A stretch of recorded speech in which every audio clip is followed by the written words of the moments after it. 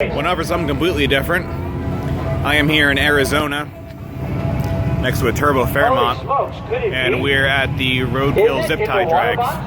This is Dick Hamm's Fairmont. Dick couldn't be here at the second. He'll be right back. Well, not back in a few hours, but I'll show you what's going on here. We just pulled in, so not much happening yet, but there's some interesting stuff here at least. So here for some continuity that makes no sense. We're going to do the last video first because we had a little bit of technical difficulties yesterday where no sound got recorded. And also then rain and now it's the next day. We could just pretend that we haven't gone yet. Yeah, we haven't seen rain yet. Yeah, exactly.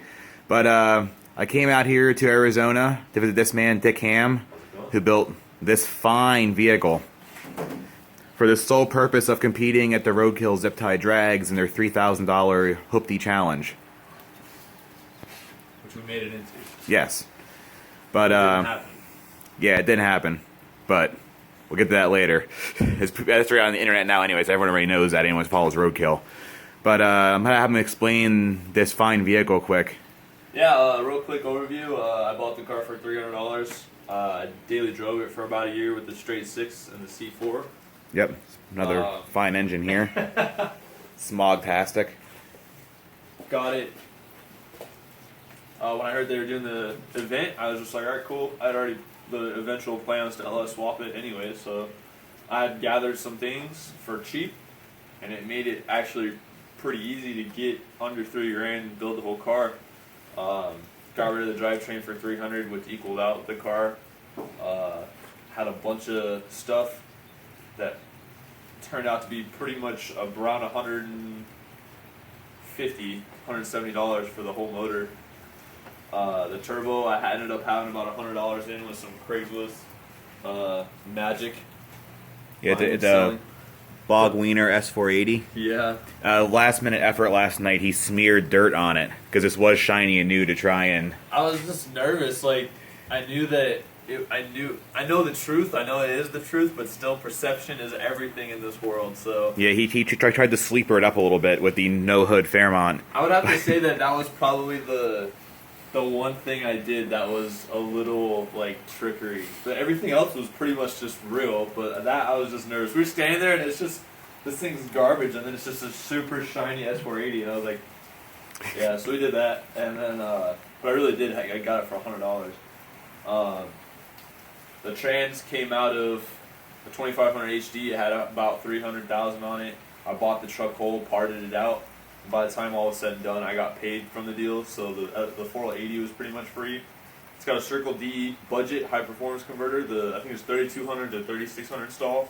They were really great on the phone, and we only got to make 2 passes, and they weren't real great passes. But I could see that the converter was working pretty well. So hopefully it stays with it as we can make the power to the ground. It seems to be doing well so far. That was around 5 something.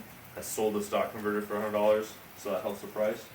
The drive shaft actually fit with a conversion joint. I don't know how, but these cars, like, you know, Matt Happel from Slapping Mechanics was telling me, he's like, you just put them in a room with the LS motor long enough and it just falls in. So welded up 8.8 from a Fox body. About that simple. Next thing you know, you're just doing burnouts.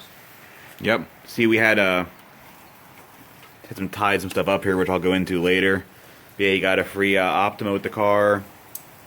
See what else? There's a stock truck injectors decapped. I don't even think you said that in your video. No. I think you forgot about that. I don't know. I haven't really said much. There's a few people doing it. This is, I think, I was maybe one of the first that had it on a micro squirt, and I don't know how big of a deal that is.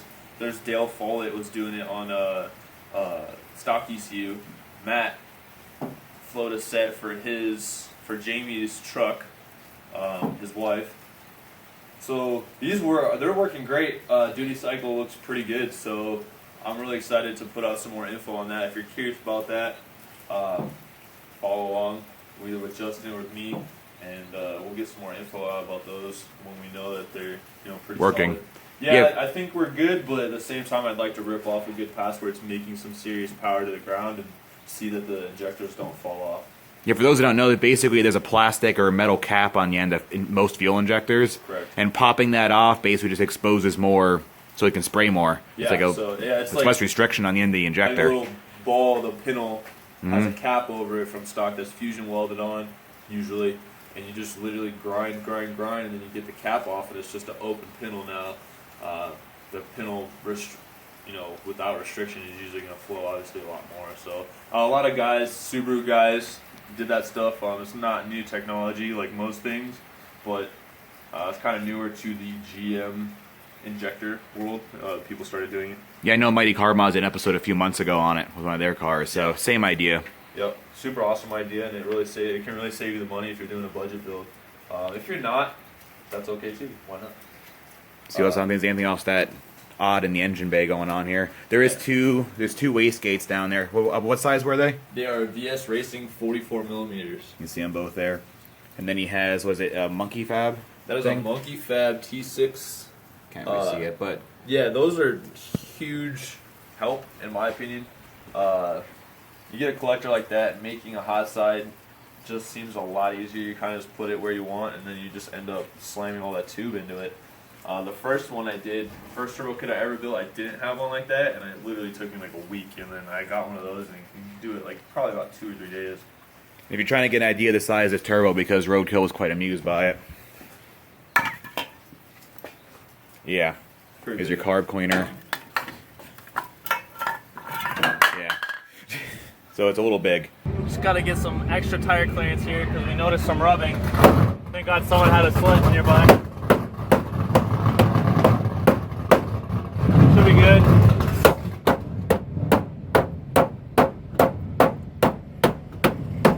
You always want to make sure you're wearing safety glasses. Yeah, make sure you're using the appropriate safety gear too. Yeah.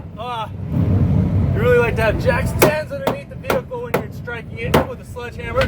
And you're sturdy as the jack. Oh yeah.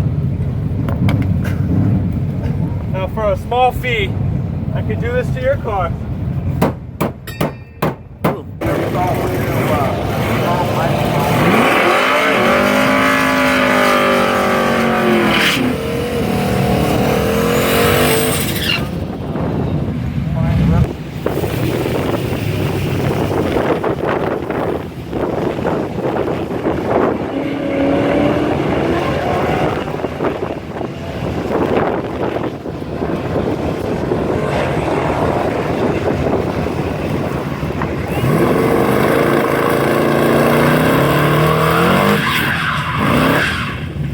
That one 12 what? 12 something? 12, 20, 112, and 260 split, and I hit boost I think twice, maybe 3 times, and then we popped in here for 5 bucks. You had a 35-second reaction time. Yeah, it was a 3.5, of course. That's the issue there. It blew off yonder above the exhaust. So, time for round 2.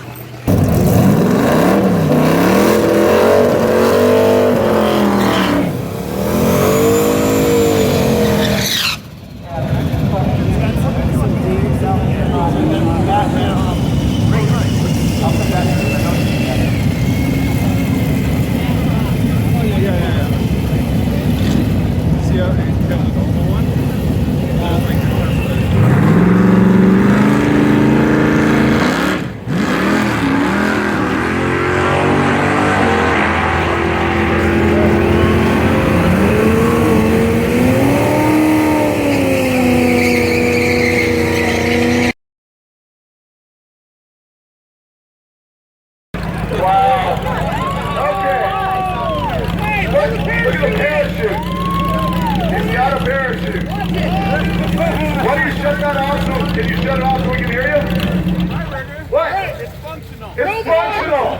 That's awesome. So who are you and what are you doing here? My name's DJ Jarvin. We bought this car Tuesday and we came out to have some fun tonight. So did you do the stylish makeover yourself? Me and some my coworkers and some friends, we did it. And how much did you pay for this? The car $500 and about 200 in parts. And does parts include the paint tray on the hood? That was donated. Donated. So what do we got going on here? Is this a lean bird 318? Oh, this is a turd. Have you been running down the track with it? One time at 78 miles an hour. 78 miles an hour. That means some of it is fastest in the vet car. Oh! I think this guy makes it in, right? Justin, what has happened? How's it going, man? It's really good. Are we looking at a 64 Rambler? 67. 67. This is like the one that Carcraft built. Doug Glad did one. What do you got in this? The factory 343 VA. Okay. And, oh, you got a stick. Stick car, absolutely. So, what? Okay, Bennigan. The license plate says deceiver. What are you doing to me here? What are you doing? Okay, you're going to have to pop the hood. We need to have a look at this. I mean, what is the value of a fine numbers matching all original muscle cars, such as the 67 Rambler with the 343 and the 4-speed? Oh, okay, wait. Oh, dude. Okay. That distributor, MSD billet distributor, 300 bucks? Are you calling 300? And he's got a nice set of plug wires. That Holly, is that an HP? Not an HP, that's still a $400 carburetor. Although he's got the Offenhauser 360 intake manifold on it, which negates all other performance bolts on it. So that's okay. He has chrome valve covers, and as we all know, that's the secret to life. And then he also has the Nitrous Works Nitro Shot on it. Not hooked up. No bottle. Liar! He's got bungs welded in there for another stage. They're plugged, but still, there's some money in there. How much? Not near enough. You would sell this car to me right now for $3,000. It hasn't been in the family since 1971 yet. Likely story. Not good. Okay, we're going to have to throw this one to the audience, I think. If he hadn't rolled up with these license plates, maybe I'd say it. Okay, so let's hear it for everybody who says he is in the $3,000 challenge. Let's hear it from everybody who says he's out. Okay, this is going to be your last chance to actually tip us over. It's just an old worn out AMC. Fail. What is it running for a while? 15. 15. The jacket says it all. I run a Chevelle also. This is a street car. He's got a Chevelle also, which means he's got a two-car team. So, What rear end's in the car? The factory model 20 AMT rear end. Okay, that is in fact junk. So yeah, I will give you credit for that. Does it have the two-piece axles? No, it's single piece axles with a grenade blocker. The grenade, you welded it together? No, it's a ratchet spider gear locker. Oh, okay. All right, that's looking better. Let's go once again to the audience. Who says he's in? How about out? We're gonna let him in. You're in. Okay. That was a long one. That was very close. He's got his square body here. I don't know. This better be another offie tunnel round. Okay, Mason from Mesa. Break out your smooth talking. small box with the cam. There's no tunnel ram involved? Okay, here's what I am looking at. It's got like two 1850 carburetors on. Actually, these are the kinds that are mechanical secondary with no secondary squirters, so they're 450s. It looks like it is on a Wyand tunnel ram. He's got some billet valve covers. He's got some braided line on his oil breather. He's got power steering. He has aluminum heads. Tell me what heads these are. They're actually Summit Racing heads. That's the 202 64 cc combustion. Okay, so that is at least $1,000 in cylinder heads. No way. Probably 1,200. 860. He says $860 for the two cylinder heads. You know he spins this thing pretty high because look what kind of belt's on there. He has a Gilmer belt driving his alternator. He has an Optima battery in it. He has an aluminum radiator in it. Tell me how this stuff was dirt cheap. Well, the cog belt system I got off the buddy because he wanted to give it to me. The carburetor dropped my boat motor, and the intake I paid for, and the cylinder heads I paid for. How about the truck? Where'd you get that? Craigslist for $3,000. Okay, hold on. You might have just shot yourself in the foot. Is he in? Is he out? Yeah! Loser. Thanks very much for coming. We had a lot of fun with you. Thanks for subjecting yourself. Okay, this looks to me like a 64 Falcon. Yep, 64 Falcon wagon. All right, how about now? Tell us what you got going on here. Tina wagon, what else is there too? What do you got under the hood? 260 with exhaust. I think we better actually win this. 260 with an exhaust leak looks a lot like a 347 stroker with an exhaust leak. Okay, oh no. All right. It's a 306 with a turbo. I don't know, but tell me how you actually put your single turbo and your coil-on plug ignition or individual coil ignition and EFI on this thing for $3,000. With a Megascore 2. How much you pay for this turbo? $150. It's from China. That's fair. What transmission's in it? Junkyard 4 WW. Who believes him? No. Okay, great looking wagon. Single turbo. Four-wheel drift. He's saying his half-track four-wheel drift justifies the fact that he's trying to pull the wool over our eyes. You know what's funny is when he rolled up, I literally was like, well, this thing sucks. Yeah, he's in. So it pays to pop the hood because I had no idea what was there. Almost let you slide, but who says he's in? Who says he's out? I might have to. I'm going no. No can do. Love it though. Thank you very much for bringing it out. What does it run? What's the quarter mile? 15.1. It's not your fault. It's slow. Yeah. Wait a minute.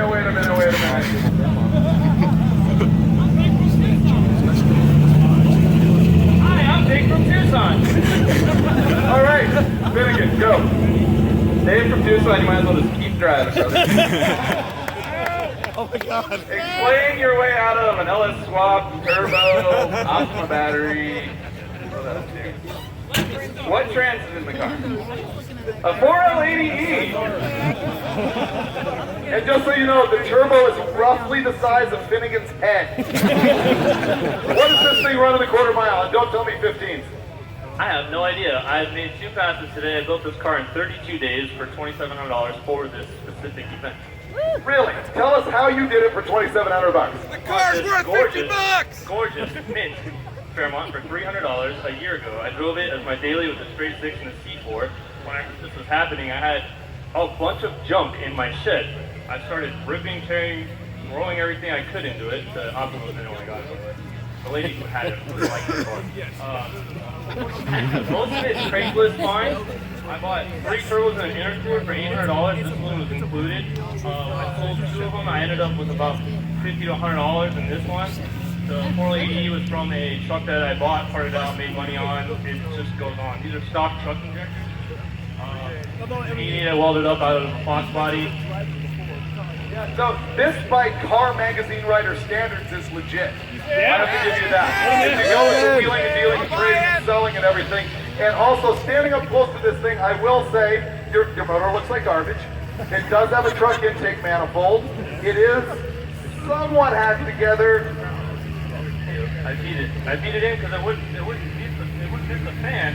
I remember from the engine masters, I was like, oh, I mean, that's cool. I can just beat the heck out of that, and then That's not even that bad.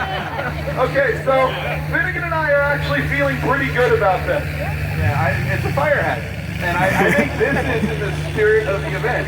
It probably was real fast, but the way he built it, the way he got the part, you're in for a buck.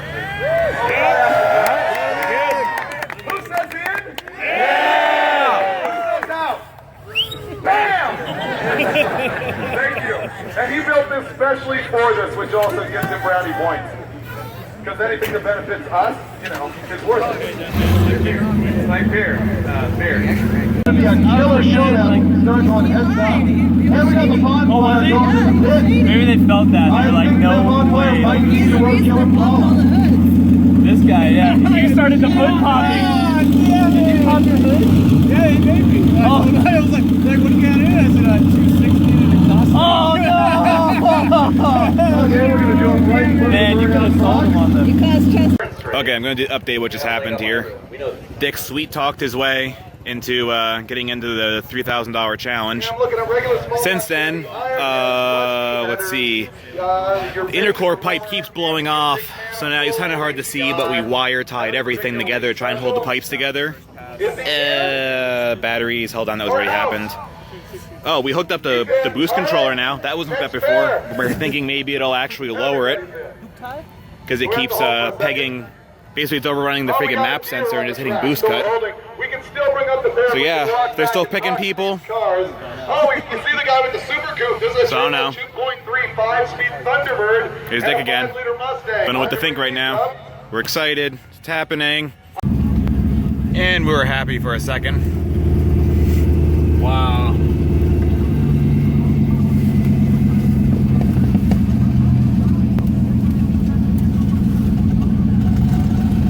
Yeah, everyone's done.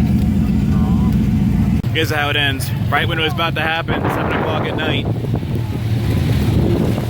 Beside the rain in the desert.